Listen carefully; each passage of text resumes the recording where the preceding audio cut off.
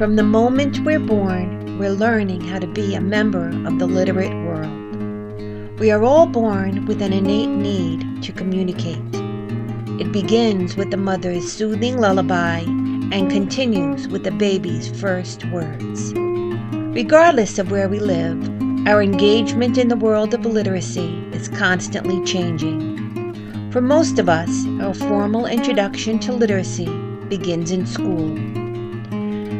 This is where I began kindergarten, PS 97 in the Bronx. I was eager to begin school because my older sister went. She brought home books I could not read.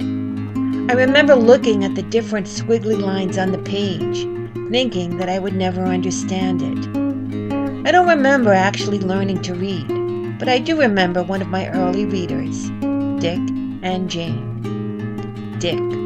See Dick. See Dick run. Well, you get the point. In third grade, we learned cursive. It felt like I was being given access to the secret world of adults.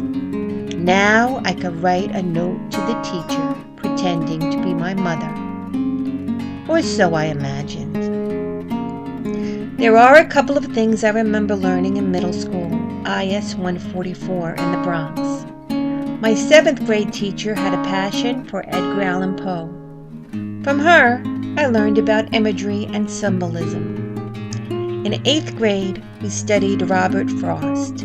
We had to memorize The Road Not Taken. To this day, I still occasionally remember the stanzas in my head.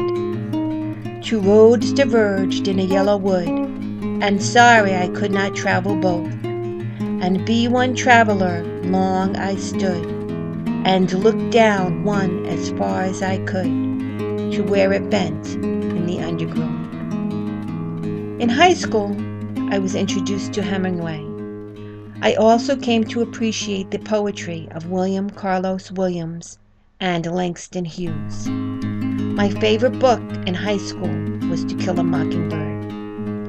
I think my most valuable lesson in high school was how to write a good essay.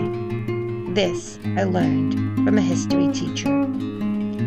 When I was growing up, there were no computers, internet, cell phones, tablets, or iPods. This is what I used to type my research papers in college. This is what we used to research information in the library. Back when I attended school, a literate person would be considered one who could read and write. The advent of new technologies has opened our access to new information and has brought new ways of communicating. These are some of the things I consider absolutely necessary in order to function as a literate human being in today's world. And still, at the end of the day, there's nothing better than cuddling up with a good book.